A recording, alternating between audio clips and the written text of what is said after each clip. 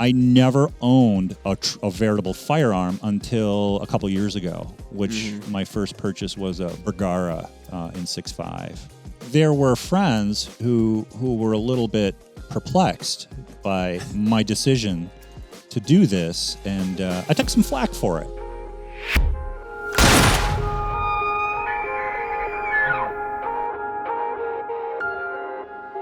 All right, everybody, what's up? We got a good one for you here today. We are joined, Mark and myself, when I say we, are joined across the table by Mike McDowell, and he is from Vortex. You've probably heard him before on some of our other podcasts. You've been on ones where we've discussed binoculars, a lot of observation optics stuff. And Mike actually just got done educating us as well with his extensive birding background that actually, when you call a seagull, you apparently sound like an idiot. That is insulting, Jim. You might as well actually just go home if you call it a seagull. How dare a person? The context would be it's a gull, and each gull is a specific species. Right. And they're gulls. If you say seagull, you're pegged as a noob. Right. It would be, that's a ring-billed gull. You must announce it by its correct name. If you don't know the idea of the gull, you have to say gull. You should say gull and not seagull. The moment you say seagull in a group of birders, you would hear giggles. And it appears to be a gull of some fashion. Yes, exactly. You'll at least Maybe sound like, say it like you're that. beyond complete noob level and into just, budding territory. Yeah. You'd say, it's a gull, but I don't know the species. Well, I appreciate that information. Do they all talk in sort of like an almost No, they quasi-British don't. accent? No, they really don't. In fact, it's the same accents that you would find in different parts of Wisconsin. Pretty much follow. Birders will use those accents. That's good to know. Yeah. Okay. So anyway, as you could tell, so Mike, we've discussed this again in previous podcasts, but you know more than anyone I've ever met about birds, bugs, astronomy, and actually just a whole bunch of other random stuff. In fact, a lot of accents about Wisconsin we were just even discussing prior to starting to record. Just life. I mean, Mike he's my life coach. Yeah, the go-to guy. And in your history here, you've been around this company for a long time, but where you started was, and this is like a brief history of all things just Vortex related, but there was a retail company. We've also mentioned this previously, but there was a retail company called Eagle Optics that was sort of in this whole hemisphere prior to Vortex becoming a thing, and then Vortex became sort of its own thing somewhere in 2002. Mike, you worked for Eagle Optics for a long time, then stayed working with EO even when there was Vortex, and all the way up until, I guess you would say, relatively recently. And your primary focus, and a lot of that was due to just your interest, but also then your customer base that you dealt with a lot, was birding and observation. Upon then joining Vortex, we have seen an incredible surgence of rifle, firearms, shooting, and all kinds of things. Let's speak in Mike terms of bugs, a metamorphosis. A metamorphosis. There we go. God, you are a beautiful butterfly right now, Mike. It actually, let's call it a relationship, if you will, with the company predates me being employed. That's right. With Eagle Optics. I was a customer. That's right. For a good decade plus. I bought my first astronomical telescope from, I think it might have been Tom Hall. Yeah. I think the early 90s. Who just retired I know. after, what was it, 20, how many years? 25? Maybe more. 20, I think it was even more than that, yeah. I'm not really sure, but it was actually when we were at the Wild Birds Unlimited store on, was it Odana? Or Whitney? Yeah, Whitney Way. Whitney Way. That's where I was introduced to Eagle Optics. Was sometime early 90s. I can't remember exactly when. I wanted to get back into astronomy, and I bought a 4.5-inch Newtonian reflector there. Wait, get back into? Well, I started in astronomy when I was 10. My parents bought me a little 60-millimeter, what we called moonscopes, refractor telescope, when I was 10 years old. And I was actually in Wausau, where I went to high school. Oh, Wausau? Wausau. We had an astronomy club, of all things, because we had a planetarium right in our school. Nice. And that was something I was really interested in. And so amateur astronomy goes back to when I was 10 years old. There was a little bit of a dip when I got interested in computer programming. And that's where the first half of my career, that's where I went. I was a software developer for an insurance company for 15 years, all the while Eagle Optics was my go-to store for my various optics interests. Yeah. And then, I got sick of that career after 15 years, and I saw on the old Yahoo Eagle Optics webpage that they were looking for people, and I was a little bit sick of my job, and I thought, well, I wonder, I'll just send a resume and see what's up. And your dad, Dan, and Marty Shy, who retired from our company long ago, they offered me a job on the spot, and I accepted on the spot. Heck and I have not regretted that decision, not even once. Every day, wake up in the morning, it's not, the drudgery of, I got to go to that place and code. It's just, I get to go to Vortex and talk to my friends and get other customers interested in our hobbies and stuff like that. Yeah. So it's been kind of there's a fine line between vocation and avocation. They're kind of always been, as long as I've worked for this company, it's been a mix. And it just feels like one thing, not a job, and hobbies that coalesce with the job. That's pretty sweet when you can find something like that. Yeah. Now, your primary interest in, like I kind of alluded to, for quite some time lied with, I'd say, at first there was a lot of astronomy, and then you kind of moved really heavily into birding. You were into digiscoping too. I remember you're like, and you still are really like the go-to guy for digiscoping and actually taking incredible pictures through optics. And so how did that really take off for you and become of particular interest in your life? Part of it has always been kind of adaptability and a willingness to change as our company changed over time. And we eventually got out of astronomy. I had already started dabbling in birding even before I bought my first binocular for birding before I worked for our company. It was the Eagle Optics Ranger, the original. And what was the impetus for you to even get into birding? You're like, I want to look at some birds. I actually lived across the street in Middleton from Pheasant Branch Conservancy. Oh. And I would just take walks in there. And at one point, I saw some bird. I didn't know what it was.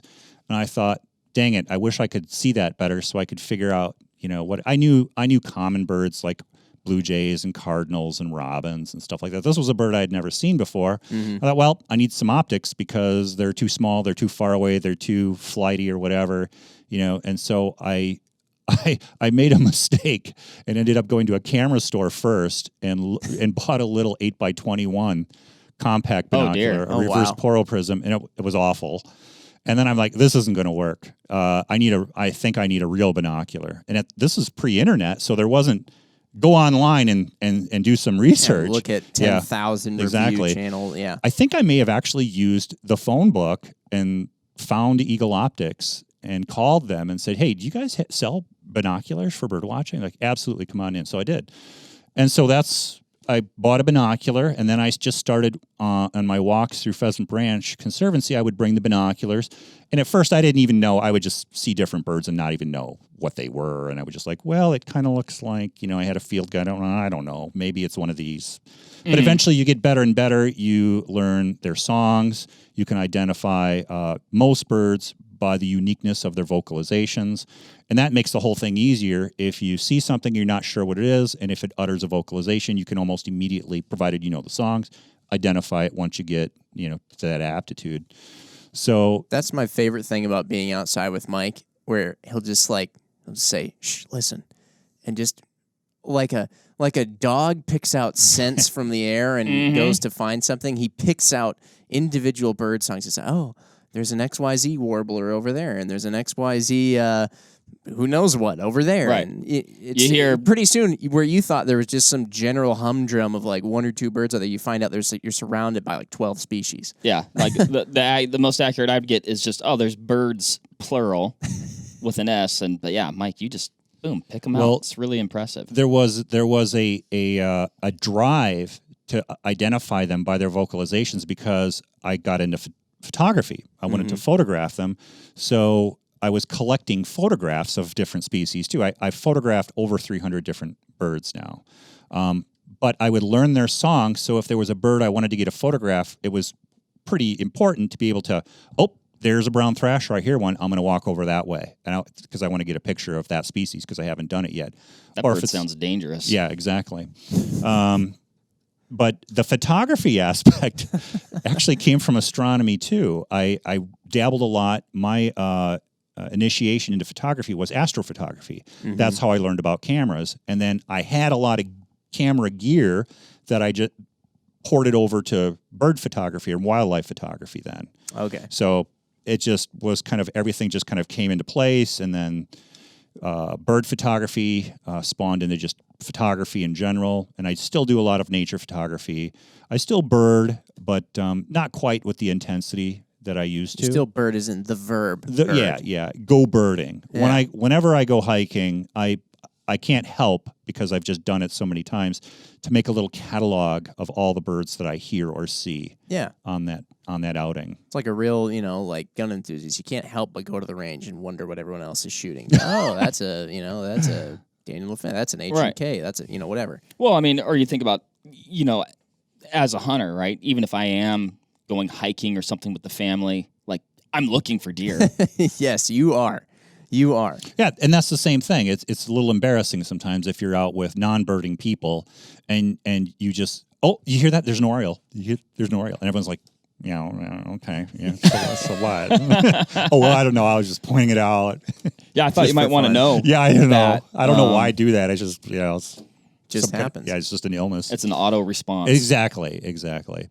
But as you mentioned, Jimmy, I actually, as I was working for Eagle Optics and Vortex came online, I did do some things for Vortex too. Mm-hmm. Like on our first website, I don't know if you knew, there's not most of the product photography was done by me. Very nice. Yeah. So the old time hop. Yeah, I wore different hats along the way, so it wasn't like I was, just one day we pulled the plug on EO and boop, jumped over to Vortex. What was the big change though is I didn't know anything really about rifle scopes or red dots. Mm-hmm. Mm-hmm. And so that was the new learning curve, is once we moved away from the retail component of our business through Eagle Optics and went to Vortex. And I had mentioned, that I would have an interest staying on with the company if we ever, decided to not do Eagle Optics mm-hmm. anymore. And, your family was always very receptive. Like, hey, we'd be happy to have you keep on. Well, because you know so much about optics. I mean, everything that you've described that you've ever done as a hobby in your life has been, astronomy, you need optics for it. Photography, you got to know about optics, lenses, things like that. Birding, got to know about optics. And now getting into rifle.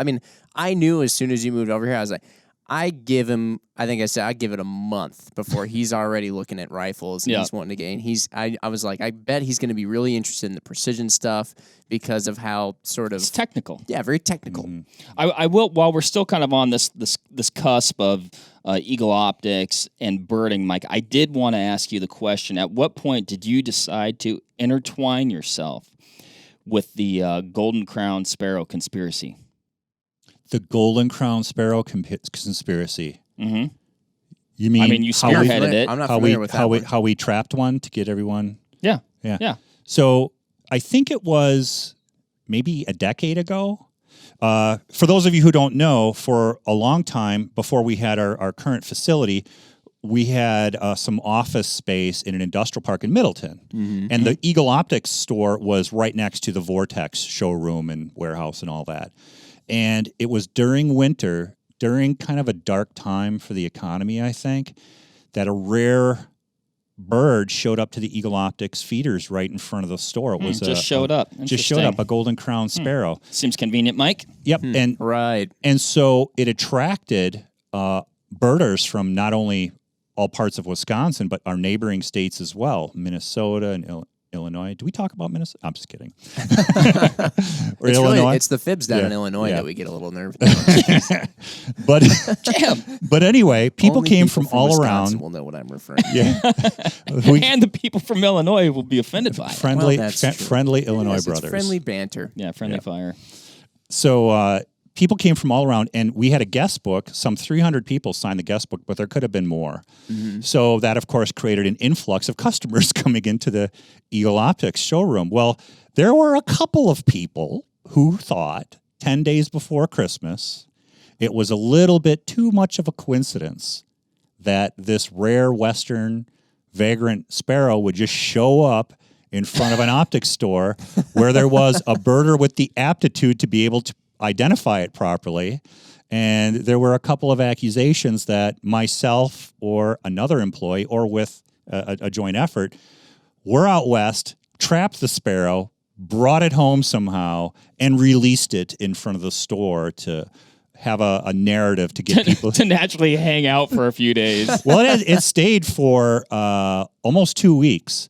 And it was only after a late winter thaw that the bird moved on, which is often what happens when these rare birds show up. As long as if the weather is harsh and there's a constant supply of food, they'll hang around. But if the snow melts, they're like, well, I can go get it anywhere now. So, and that's probably what happened. The bird just disappeared one day. And of course, people kept coming to look for it after the fact. And I would have to, well, we haven't seen it in 3 days now. We haven't seen it in 7 days now.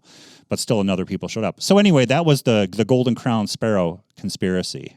I have to say, so, I mean, there was quite the hubbub going on. It was in the paper.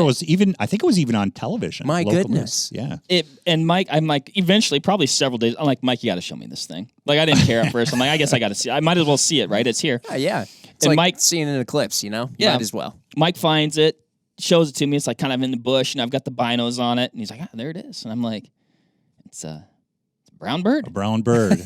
Yeah.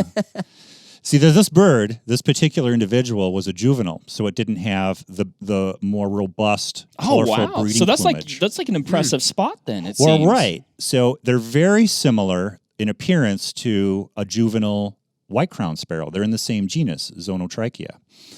All right. Yeah, exactly. That's of course. why I was having. Exactly. Yes, you just weren't looking in the right genus. And after I topped the feeders off, I went back in and looked out the window, from the store, and saw this Zonotrichia sparrow hopping around without optics. I said, something looks off about this brown bird. And I casually walked to the shelf, brought a pair of binoculars out and looked at the bird. Immediately saw yellow where there should have been more of a russet color. I thought, ugh, it's a golden crowned sparrow. And at first I said, you guys, I think to a couple of our colleagues, I think there's a golden crowned sparrow. I was met with utter disbelief and incredulity and skepticism. And then you changed your meds again. Yeah, exactly. And then a couple of other people saw it. And then someone said, well, who do we tell? I said, we tell everyone. And I immediately put it out on Facebook and listservs and whatnot. And the first person there was a friend of mine, Tom Presby. And incidentally, he got the best photograph of it. Over the 10 days the bird was there, or whatever the time was, no one else got a picture as good as his first photo of was it. And he got there, he was downtown working at the IT department at the UW, and got there within 20 minutes. And he had all this gear. Yeah, he just booked. And it was funny, I still have the transcript of the Facebook correspondence between him and I posted it just to my public Facebook profile. I said, there's a juvenile golden crowned sparrow at Eagle Optics at our feeders right now. And he wrote, seriously? Question mark. And I put seriously in all caps, point. And he said, on my way. And he was there within 20 minutes. And then, after that, within hours, droves of people were showing up to see that bird. My goodness. Yeah. But anyway, apparently that whole story, the whole coincidence aspect of it, was a little too much for some people who piloted a kind of you guys captured that bird out west and brought it back to Wisconsin. Totally. Black helicopters. I was going to say, didn't you? It's good to know even birders can put their tinfoil hats on every once in a while. Oh, that is... Now, just to show how rare that bird, the previous observation of that species in Wisconsin, I think, was 1992. Okay. So it had been a while since one was... That's why it was met with such... And what do you presume brought it in? Vagrancy, and we're getting kind of in birding here. You can always edit this out. Might as well. Birds typically have a very defined pattern of migration going from north to south in the fall and south to north in the wintertime. Sometimes they go to the extreme edges. They might push a little bit, but occasionally a bird just gets mixed up. Could be because of the weather. Could be because they followed a flock of species that they didn't really belong to. They ended up with white-crowned sparrows and thought that they were their kin and migrated with the wrong flock. Or it's a genetic issue that they have something about their innate sense to migrate. They just got off course and stayed off course and landed someplace they thought. Kind of like Mark's internal compass. Exactly. Yeah. I was going to say, if I was a bird, I guess I'd be a vagrant. From the bird's perspective, it didn't know that it was quote unquote out of range or lost. It just, this is where it just happened to show up. But they call that vagrancy in the ornithological circle. I wonder if that's a, well, you'd probably be able to speak to it, but it sounds like it's almost talked about as like some sort of like defect. But is that also like a natural thing to preserve the species? So and like, if you thumb through a field guide that has range maps on it, you'll come across species that show they've got a western population, a central population, and maybe an eastern population. And there are subtle genetic variations between those populations. Yeah. You know, we can do DNA tests on them to see how different they are. What probably happened over time is there were a couple of vagrants. They were able to pass on that genetic trait for vagrancy to their offspring. Their offspring had the same genetic anomaly and migrated to that spot then. And over time, they develop a new population in a different area from their previous range. Okay. That's totally natural. And that's good for the species. If they can take over a habitat that allows them to procreate more, good for them. Do you ever get like dogs where, you'll have a, English setter and a whatever else thing and they mix Hybrids? and make a mutt? Do you get hybrid birds? Is that a thing? Like two different sparrows that are different kinds all of a sudden make a hybrid bird? That can happen. You hear about like a pintail mallard cross sometimes, things like that. And what do birders do when they see one of those? Do they say, "Oh my gosh," or do they, that's just sky trash? Or sometimes if they're able to get a photograph of it, ornithologists will talk about what they think it is, because sometimes they're just bizarre looking. Yeah. And you'll see, well, it kind of has traits of a black and white warbler, but boy, the crest on it looks like an orange crown warbler. So they're guessing as to what it may be. And if they never catch it and get a DNA sample, we might not ever know what it was crossed from. Now, there are some species like the golden winged warbler and the blue-winged warbler. They already look fairly similar to each other, and they interbreed all the time and produce a couple of hybrids. One's called Brewster's warbler, and God, I forget what the other one is. But if you look in a field guide, you'll see this. They're not veritable species. They're considered hybrids. Some of them are viable. Some of them aren't. It means that they're sterile. They can't reproduce, but some actually can, and they can produce back crosses. And there's this whole page in like the Sibley field guide, for example, that shows you all the different hybrids that these two warblers can make. We're kind of getting off the topic here, but no, you're right. No, I'm because this is always I always am very interested in birding when I talk to Mike about birding. Yeah. Exactly. And it's like I feel like I was thinking the same thing. Well, we're getting off topic, but if you're talking I'm okay with it. I'm okay with it. And if you're talking to Mike, birding is always on topic because birding is part of. Well, Mike. that's fair. Yes. So hold on. I got a question though, because you sparked something in my hunter's mind. You know, the birds that I'm familiar with or pay attention to are generally waterfowl game birds, Mike. And you're talking about different colored, I guess, wings there, right? So thinking of teal, blue-winged teal, green-winged teal, cinnamon teal, are they falling into a similar bucket? Like, do blue wings breed with cinnamons and green wings, and it just kind of, it's almost like, oh, you might get blue eyes or brown eyes, or how are those guys working? No, those are all separate species. Okay, so they're not hybrids of one another. But I honestly don't know the answer to that question if they do hybridize. I've never looked it up.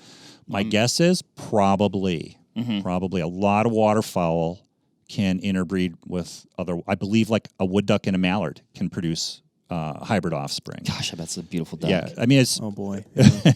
But you've seen some hybrids yourself. What are some of the waterfowl hybrids you've seen? Just really like the one, and I haven't personally seen, but like I believe it was like a pintail mallard cross. I've seen pictures of guys, waterfowl hunting and knocking one of those down. It would not surprise me at all if they can interbreed, and actually after this podcast is over, I'll look it up and see if they do, and I'm probably, I'll bet you 90% they can, but I'll let you know for sure if they do. Real quick, too, Mike. This is one that I always thought was pretty astonishing when I asked you. So, birds in the world. There's a statistic on how many just different kinds of birds there are in the world, and then we also have one on how many there are just in North America that you would, I guess, likely see or whatever, and then how many you have seen. So kind of go from like big to... Yeah, what about 10,000 species worldwide?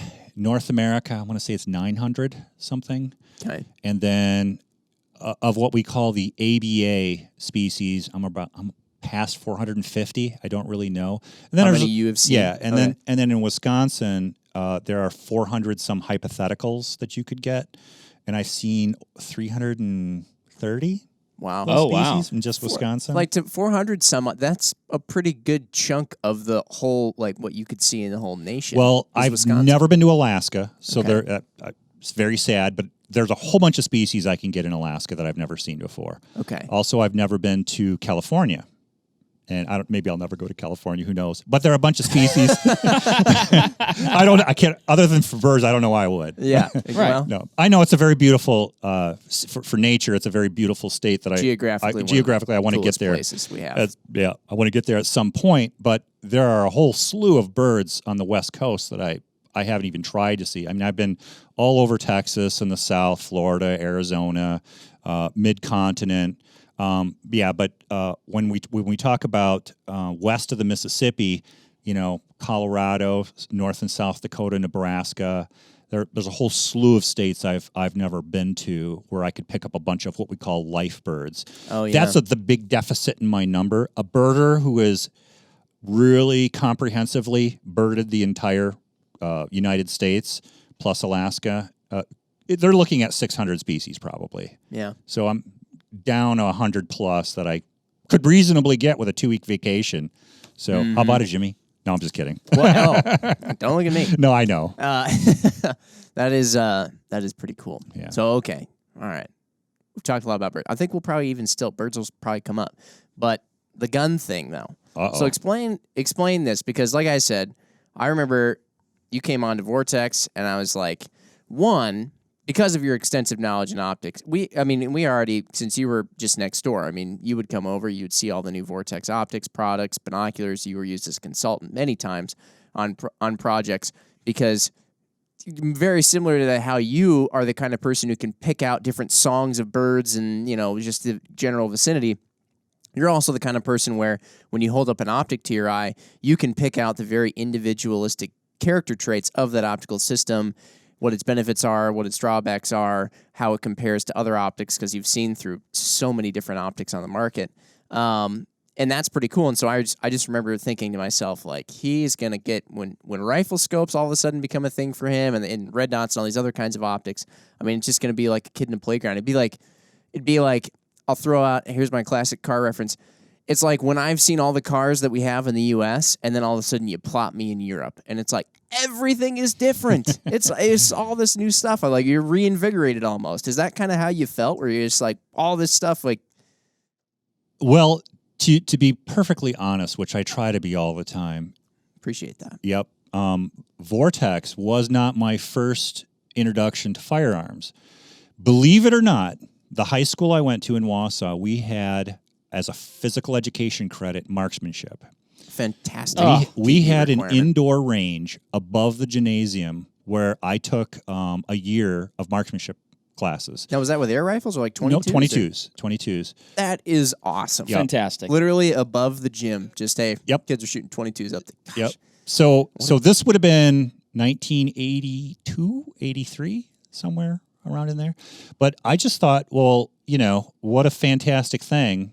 And I had hunter safety in high school as well. Mm-hmm. What a fantastic opportunity to, it's free education, sort of, to learn shooting as a physical education credit. I mean, I've never really been one for, soccer, or badminton, or gymnastics, or track, or, things like that. And I thought, well, this seems a lot. I can get a physical education credit for shooting rifles. Awesome. So I totally did that. No badminton, huh? No. Yeah. No, Sport of Kings, Jim. I don't get your thing with badminton. Do you like badminton? I love it. I haven't played in a lot of years. He really? Talks about badminton more than anyone I've ever. Seriously. I just threw that out there. I had no idea. Yeah. Well, anyway, Big badminton guy. and then Big time. this is another factoid about me that you may or may not know is for 3 years I was really into paintball and would go to yeah, no, I do remember that. would go to Apocalypse near Lodi and play paintball. And my paintball gun was an antiquated VM68, which a lot of the same. It had a red dot on it. Okay. And the care was not totally different to keep it functional. But I never owned a veritable firearm until a couple years ago, which my first purchase was a Beretta in 6.5. I remember when you got that. Yeah. And I was the most happy I've ever been to see anybody buy a gun because Mike came up there with this pretty looking Beretta. I don't want to call you out, Jim, but you cried. Did you really? We'll edit I that think out. I think that's after I walked away, though. We'll edit that out. Like, tears of joy. Yeah. And so you got into, and your first thing was kind of getting into more of the precision stuff, right? Is that sort of where, I mean, I had a feeling that was what you would prefer, if you will, or? Well, I mean, my first outing, if my memory is correct on this, I think Ruben took me out to, it has a name. I can't think of it. Oh, Winnequa, yeah. He took me out there and set up a couple of his rifles and had me shoot out to 300, 400 yards or something like that. And I knew right there that I was probably going to take that avenue first as my introduction to firearms. And Vortex sent me to a class, a precision rifle class for 3 days in northern Illinois, a place called The Site. The Site, The Site. And that was a very phenomenal and enriching experience. And again, solidify, like, this is something I could see getting really into, really interested in. Like, initially, was it like, well, I better learn this stuff? And so it was more like, get it in it, like, I guess I got to take algebra. But then once you did it, we're like, oh, wait a minute, no, this is really fun. Like, I like this. Was there some of that element or not? Maybe a little bit of both. Certainly, there were friends who were a little bit perplexed by my decision to do this, and I took some flack for it. Oh, actually. I remember that. Yeah, and when I posted a few of my initial efforts on Facebook, I took a lot of flack for it. Yeah, I think, didn't you put, if I'm not mistaken, one of your first posts was literally just like a target with or something, you shot like a good group and you had some brass cases there next to it or something like that. I didn't even think it was a straight up, like gun pick, like, look at this glorious gun. It was kind of a more subtle thing. I don't even think there was a firearm in the photograph. Yeah. I think it was just a target. But that in and of itself was a point of contention with some individuals. Oh, that'll get you canceled. Yes. Oh, there was a cancel Mike campaign. Well, I did go from almost 2,000 Facebook friends. I lost about, you can edit this out if you want to, about 1,000 Facebook friends who were primarily birders I did not know. I mean, that sounds like a vilification of birders, so I'd be cautious about. But the thing, I mean, you're Well, you're but I not think- the I think- only I think- birder who is like you. I think it's also important to point out, like, that you didn't know those people, because anybody that knows Mike, you're like, oh, no, I like Mike. Mike's a good person. He's a nice person. He's a good guy. He's responsible, right? So those people that you don't know, maybe they're drawing their own conclusions. Well, I think this day and age, everyone takes some sort of character trait or a hobby or whatever it is about a person, and it's just like, oh, if you do that, then you are this. Yeah, it defines you. Right. It somehow defines. It's like you can be a birder and like guns. Those aren't mutually exclusive. Yeah, I think the post that probably initiated a mass exodus of Facebook friends was an article I wrote on talking about what I perceived as the living in the present moment mindfulness aspect of precision shooting, where and this is honestly true, if I'm at our range by myself on a Friday after work, if I just want to chill and relax and just throw some rounds down and see, keep in practice, there's actually the whole ritual of the prep, setting up targets, setting it, putting it on sandbags, looking down range, making sure, everything is sighted in. And it's a very calming step-by-step, get your mind off of the stresses of the world, and just seeing how well you do with your breathing, your trigger management. Are you grouping fine? Is it something you've got to tinker with? The tinkering aspect of mechanical, components is something that I really like. There's a whole multifaceted interest. And also, if you look at everything I'm interested in, it's optics related, as you said.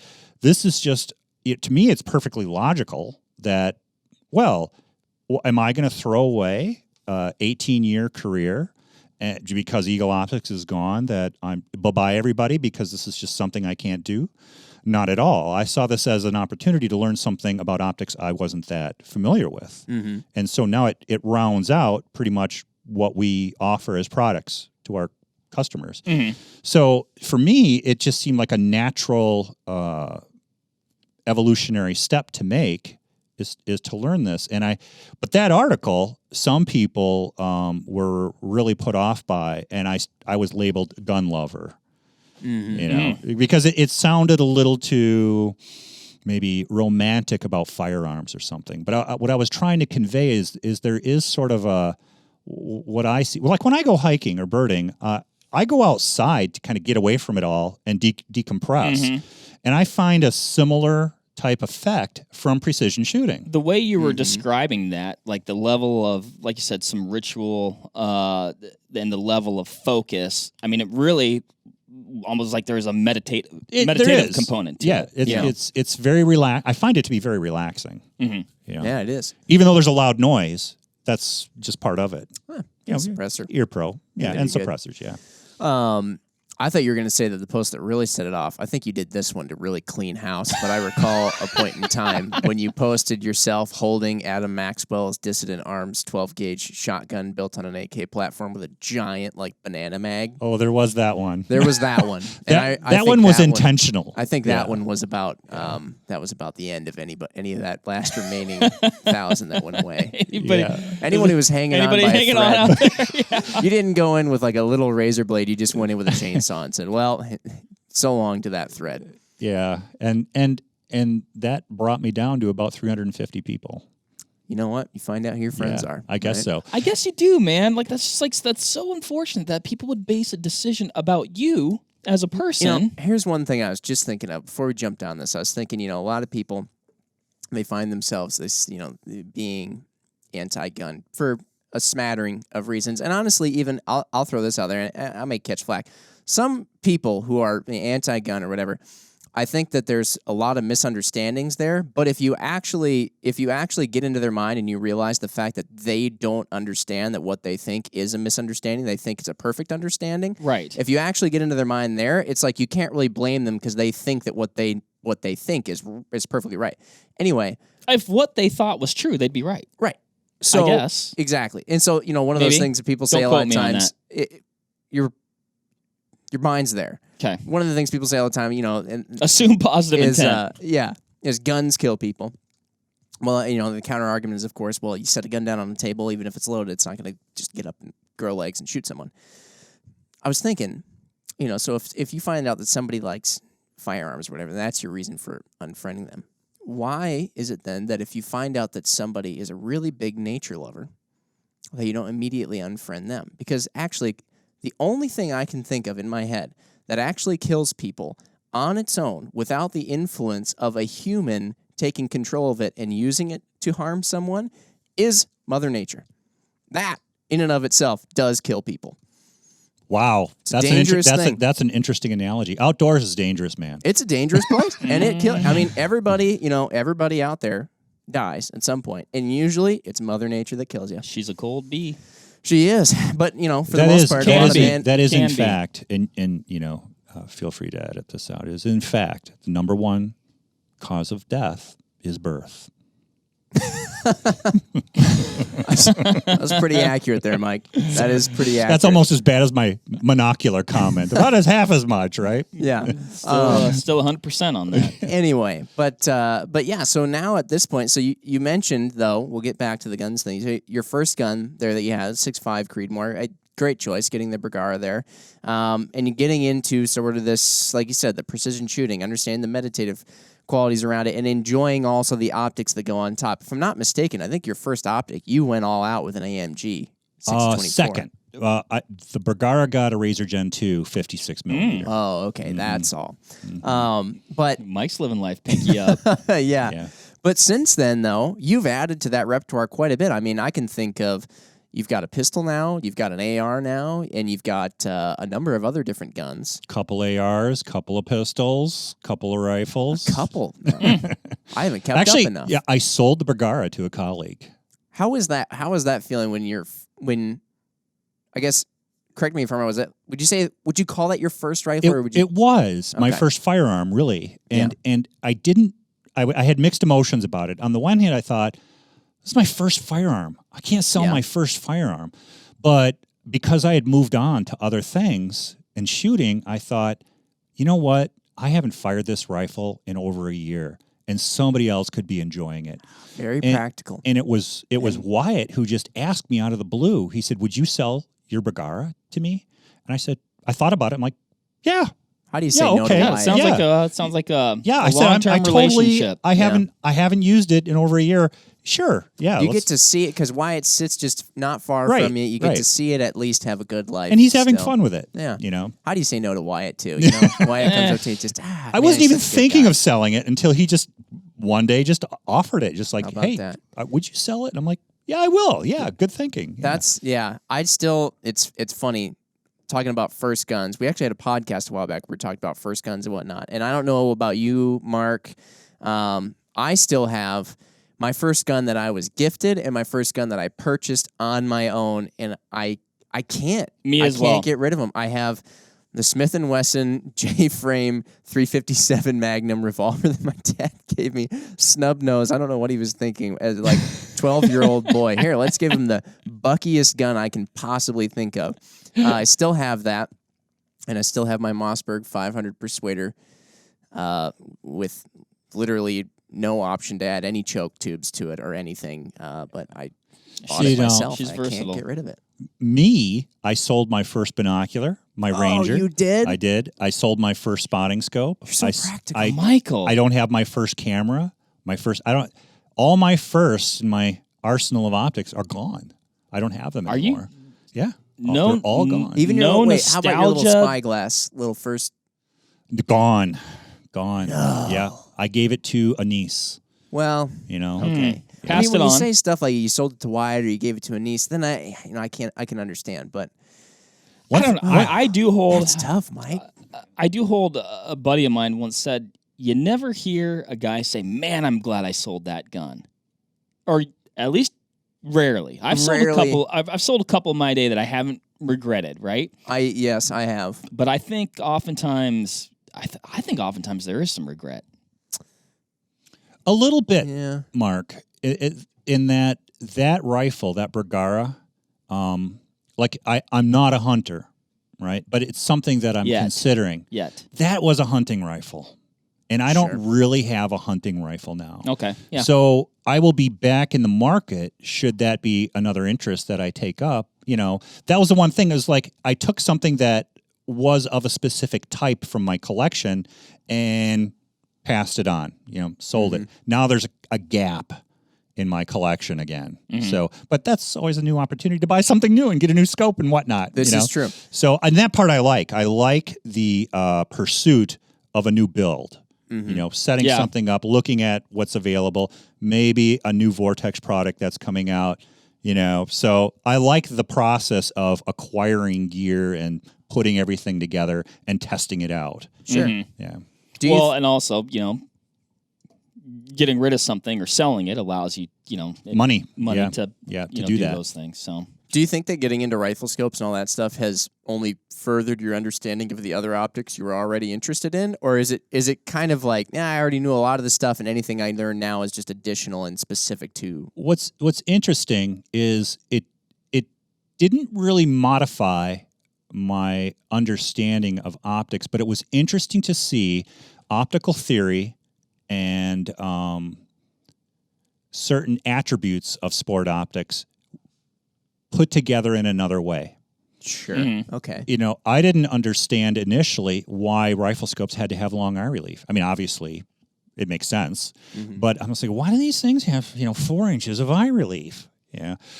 Because it makes a lot of sense when you have one that doesn't have a lot of eye relief. Right, exactly. Which happened to me, maybe. When you shoot a 300 Wisdom.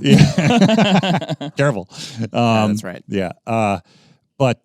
But you see the various attributes of an optical system used in a different context, and that just broadens your understanding of sport optics in general, which it doesn't really change the way I look at binoculars or spotting scopes or anything else, but it's just like, I didn't know that this could be used in this way, that's what this means.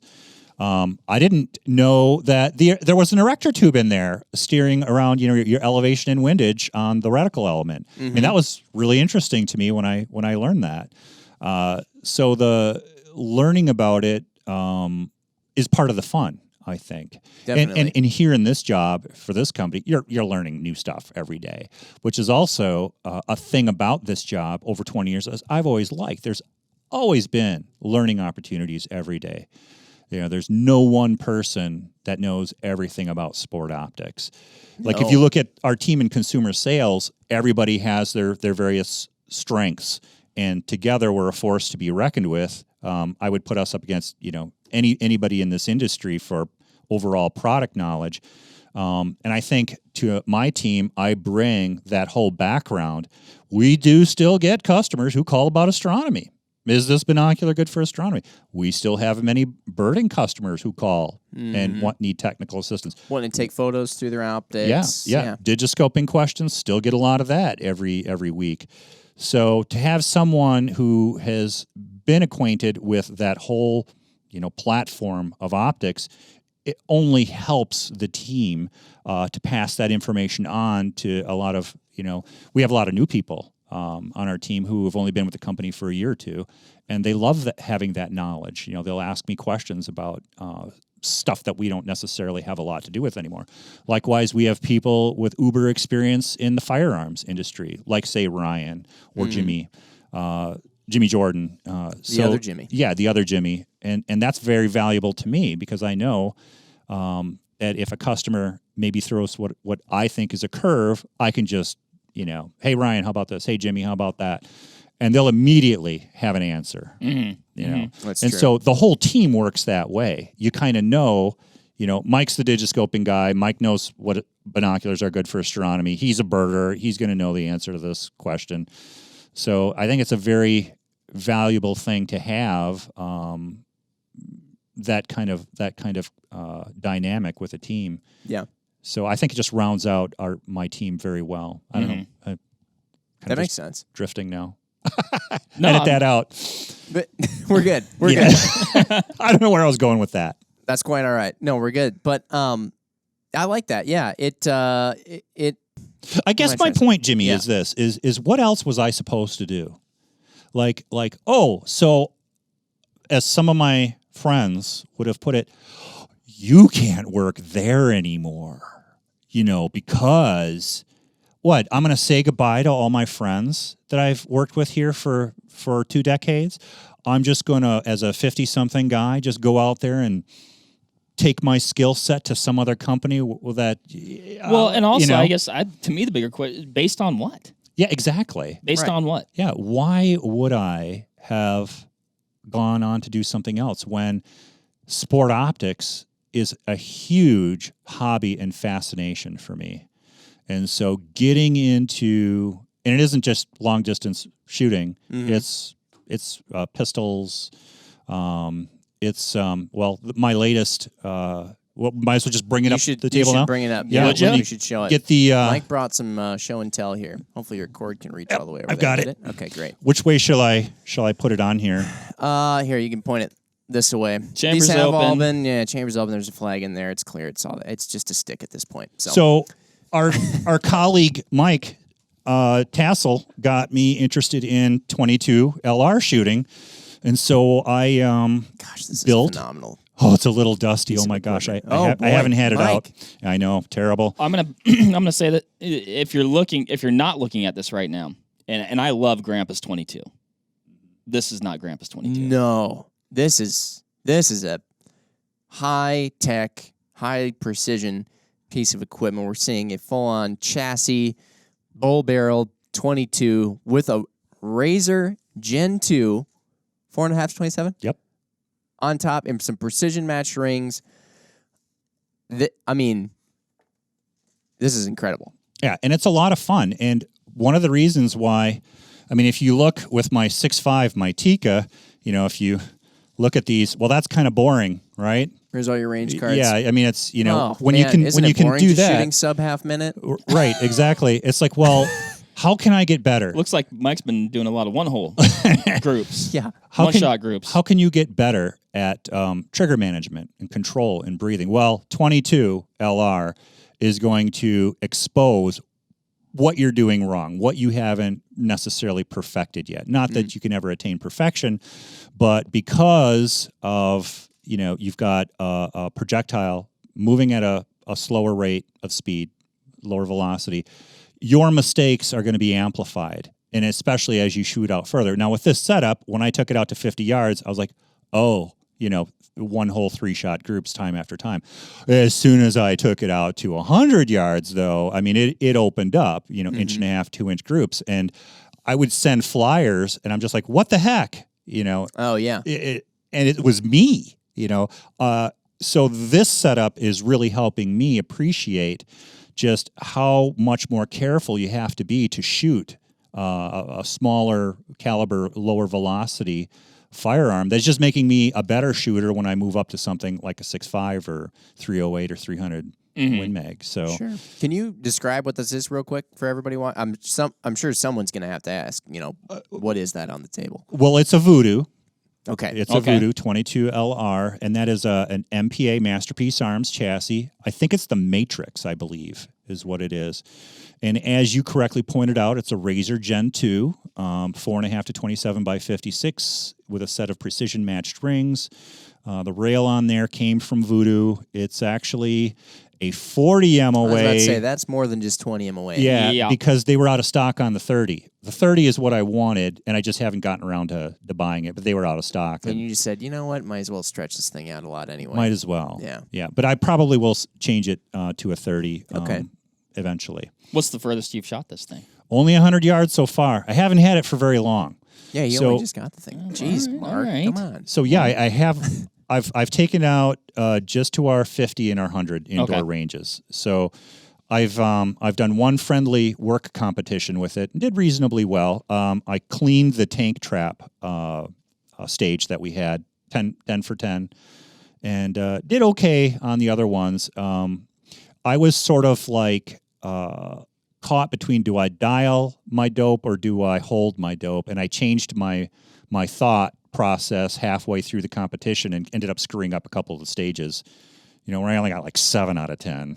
Which did you end up preferring then? I think holding may be a more efficient way of doing it. Is if you've got that dope memorized, I think holding it is quicker because you're timed on these stages. You have like a minute to get off 10 rounds to shoot a very tiny target at different ranges, different distances. If you had all day, I'll dial it in. Yeah. So I mean, some shooters who are better than me were dialing and did better than I did, and some were holding and still did better than I did. But just in watching them, I saw the people who were holding were definitely getting their shots off quicker with accuracy. But it just kind of messed me up a little bit. But that's part of it that I haven't done a whole lot. Normally, when I'm shooting, whether at our indoor ranges or out at Coon Rock, not doing a whole lot of variance in distance shooting at this juncture. And I haven't done any, professional level competitions, which is something Mike is always trying to get me. Mike Tassel is trying to get me something to do, but I'm a little shy yet. I want I always tell him I want to get a little bit better first before I do it. He said, come on, you'll never get better unless you go out there and do it. So he's right. There's some truth to that, yeah. And he's been making fun of me about this setup because I haven't used it in about a month. And he's like, "What'd you even buy that for?" Well, what have you been using the last month? Well, do a lot of range certs with our stuff. Yeah. Oh, working? Yeah. That's fair. I thought you were going to say you're shooting the other toy. Well, that actually, you brought over there. yeah, the other toy I brought. Let me grab it here. And you said it might even be your favorite. This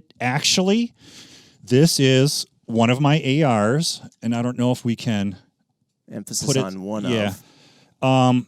Here, Yeah, there's a UH1 and a Micro 3X magnifier on it.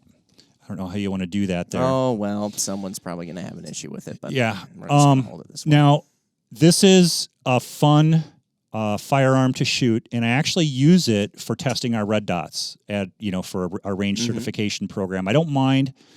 It's our ammo, but I don't mind using a personal firearm for testing out customers' red dots and rifle scopes.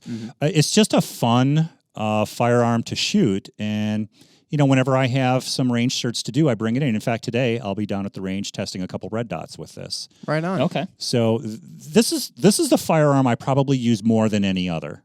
Just because I use it for work, and I occasionally just like to target practice with it, after work on some days. So You went with the pretty Daniel sweet, Mike. Defense. They make a nice rifle, that's for sure. yeah. As far as, factory built rifles, they make. Yeah, and an excellent I product. haven't built an AR yet. That's probably something I'd like to try. This I wanted a nice AR, and I got a couple of recommendations from people saying, "Hey, if you want a really nice one already put together, take a look at Daniel Defense." I mean, yeah, if you want a nice one to start off, it's better to buy one instead of build it yourself, in my opinion. Just from.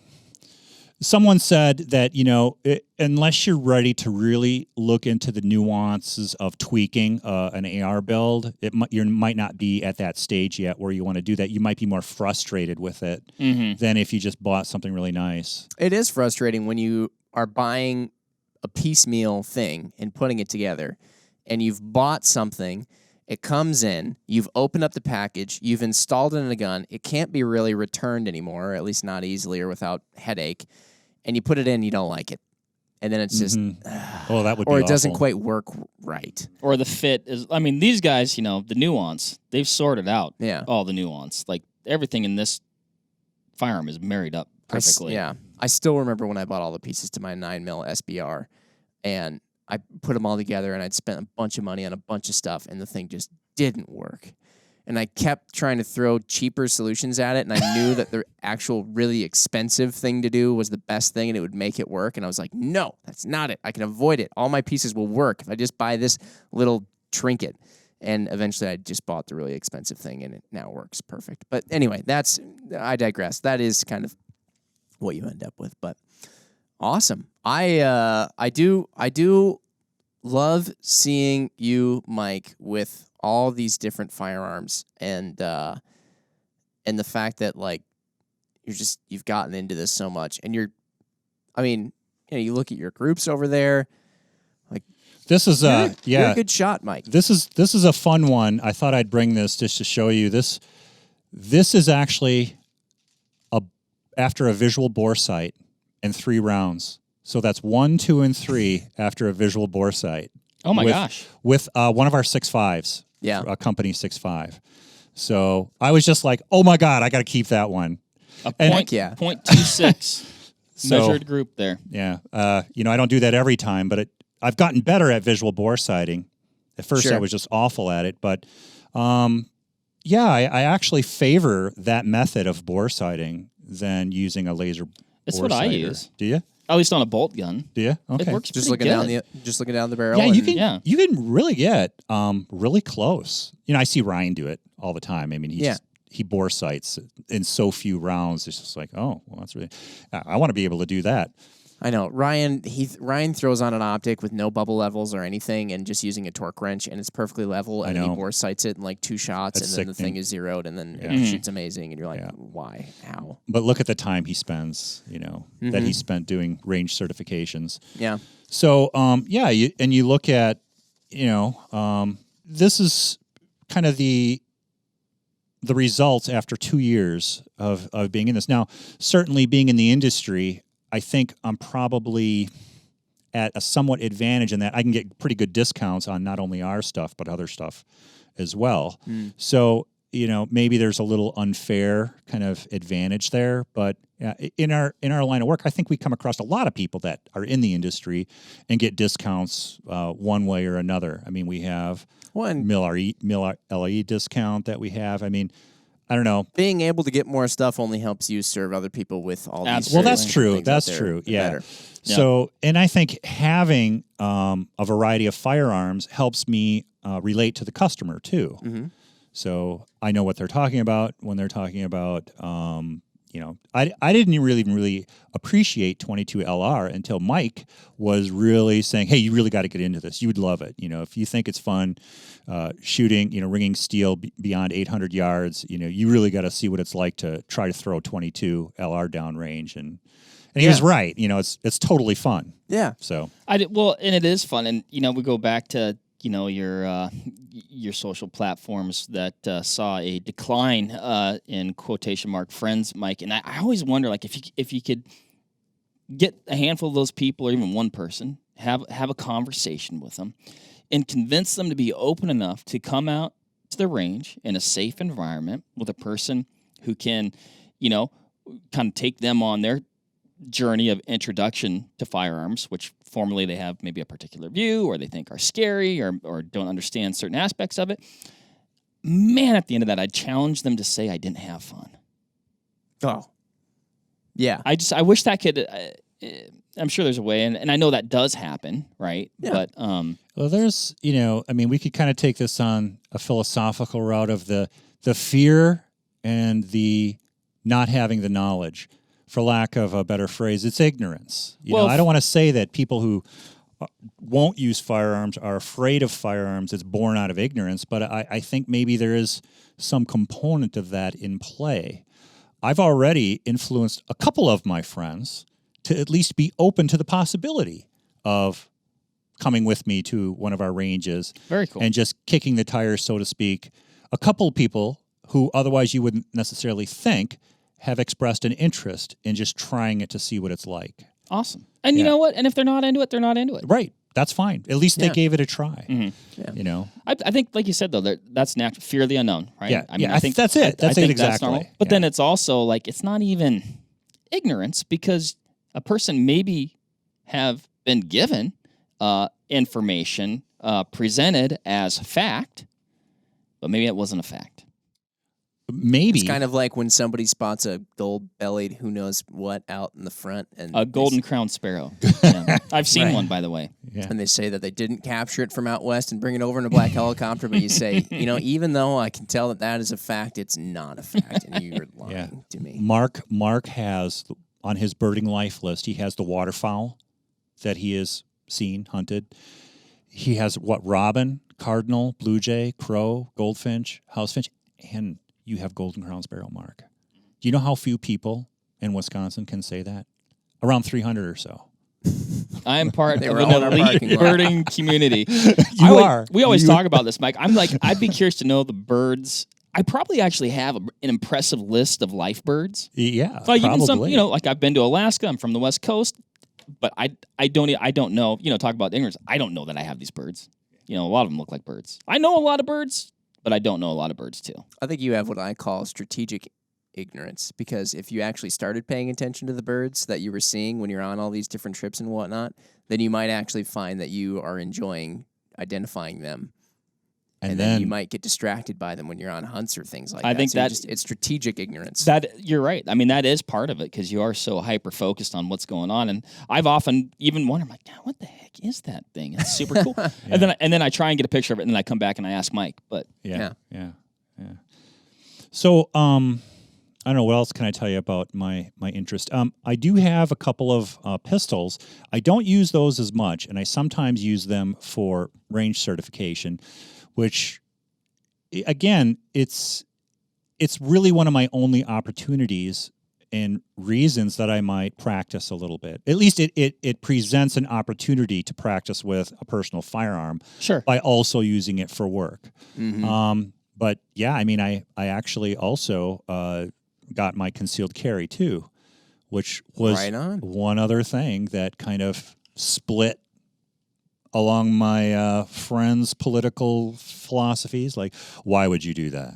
You know, but you know, I'll tell you, I like Devil's Lake, and there was a murder there in October where a 25-year-old man was brutally beaten and stabbed. And I go there all the time. Easily could have been me. I go there by myself, often don't have anything with me. And something like that Unbelievably tragic. really makes you think, like, what do I have to defend myself in that kind of situation? You know, and you know, so I thought that, well, maybe it is prudent. Maybe it's closer to home than I think. I think a lot of people go through life and think, well, that'll never happen to me. I just never put myself in situations like that where that could even be a possibility. Right. Well, it's always what you don't know and what you don't think that gets you. You know? Yeah. And I don't mean to make that sound like some fear-mongering thing, but you know, when I first got a concealed carry pistol, I was a little apprehensive about carrying it around. It was kind of uncomfortable. I think that's healthy, though, Yeah, right? That's yeah. healthy respect for what's going on there. But now I'm totally used if to you get it. it and you're like, oh, I hope I find something. Well, not It's only like, that, but that's- like, you know, you are like a lot of responsibility comes with a firearm. Well- you got to be careful. You know, I mean, you got to know, and it's good that you're not like that you're being cognizant of that, Yeah, right? Not like, it's- oh yeah, cool, sweet. it's- You know, it's like putting your car keys in your I pocket. got a gun now, guys. Yeah, it's a strategy of avoidance. Sure. That's primarily. I find that when I'm carrying, I'm actually more cognizant of how I am out in public. Like, don't smart off to people. Don't throw someone the bird who's doing a traffic yeah. thing. Or like, should I go there? Yeah, exactly. Whereas if you have it with you, you're on your best behavior. You know what? Someone says, I forget who said it. A civil society, a polite society is an armed society, or something like that. I know there are a lot of. I think it's the other way around. Oh, is Armed it? society Okay, is yeah. polite society. There, Yeah. okay, that's what it is. Yeah, and I know there are probably a lot of people who would disagree with that notion, but I think at least for me, it makes me more aware of my surroundings. Just having the notion that, you know, it's with me. Mm-hmm. And that you got to be on your best behavior. You got to adopt a strategy of avoidance. The last thing I would ever want to do is be in a situation where I have to defend my life. You know, I wouldn't ever want to be in that situation. And if I can that avoid sucks. that situation, I'm going to do whatever it takes. But if I'm cornered, I want to have that last action. You know. Yeah, Mike, what do you think is next for you? You've done all kinds of stuff. So let's see. Got a couple of ARs, got some precision rifles. You know, talking to Ryan, I was looking at M1As. Oh boy. And then I actually tried one and thought, maybe not, you know? Oh, okay. Yeah, maybe. All right. But it was bigger and heavier than I thought. Oh, they're quite. Yeah. And you know you're holding it. Yeah, exactly. And I'm not quite sure how I feel about that just yet. All right. And how often I would use it. But I like the look of them. And fantastic. I like the idea of them. But I'm just not sure. Now, there's shotgun, you know, trap shooting, skeet shooting, something that Ryan and I have talked about. Turkey hunting is potentially something that I might be interested in. You would be okay to killing that So bird. a shotgun. Well, I don't have any problem with turkeys. Turkeys and I have kind of a rather harsh relationship in that I come across them occasionally in the field. Sure. When I'm out birding, and probably one of the I didn't know how to respond to the situation where some turkeys had surrounded my car, literally, and were not going away from it. I love the fact that this is like actual turkeys and not slang for like calling, oh man, that guy's a real turkey. Like, no, Mike was literally harassed and... Well, this was at Owen Park, and I saw them up ahead. I'm like, oh, well, they're going to get out of the way as soon as I get closer. I got closer, and they wouldn't get out of the way. And every time I was like within 20 feet now, and all these toms were out there, all these other, you know, I'm like, they're not going to go away from my car. And I would walk towards my car, and they would start getting closer to me. I'm like, well, this sucks. Now what do I do? And that was the first time Mike uses concealed carry. Attacked by a bunch of feathery dinosaurs. They never did anything, and I finally thought I'll just sound my car alarm. And I did, and the turkeys gobbled away, and they walked away. They didn't like that. That was too loud. Sure. That was the one thing I deployed that got them away from my car. Wow. But it seemed like every time I would try to figure a way to get to my car, they would block me. Very aggressive. Have you ever heard of that? I haven't heard of that, but it sounds like the best way of dealing with that problem is to shoot them with a shotgun during turkey season. But also, I don't know what kind of time constraints we have here, but, if you want to get into the whole ethics of where do I get my meat from, are you guys aware that there are groups of people you wouldn't otherwise think that getting their own food that way, they're finding that is the better ethical choice. This is kind of a branch of organic, locally grown food. Okay. That getting your meat yourself via hunting is more ethical than going to some store where you look at it, you don't know where it's from, you don't necessarily know how the animals were treated, that sort of thing. But there is a growing group of people that are finding hunting that are of a political philosophy you wouldn't necessarily associate with hunting. Okay. Using hunting as a means to get meat. Okay. When you break down a lot of, maybe a person's personal belief system and how those things line up, it really is. Yeah, It can be the most logical there's a conservation component avenue to hunting. Mm-hmm. Okay. In terms of where does the money go? How do some of these properties, the lands get maintained? There's the ethics component. There's knowing exactly where it came from. Mm-hmm. Right. I can easily see how a lot of people who are very concerned about where they get their food from, that actually seems to be a somewhat very logical and ethical step to me to make. And then you just hope that it provides a gateway into understanding the tools used in hunting, namely firearms. Obviously, there's bow hunting too, but I mean, talk about gun hunting or shotgun hunting or whatever. You hope that it provides a good gateway into the rest of the world of firearms, where you see responsible use of them, and it doesn't then just sort of like the worst thing. The worst thing is when people are like, the only reason you'd need guns is for hunting, right? And it's like, well, but.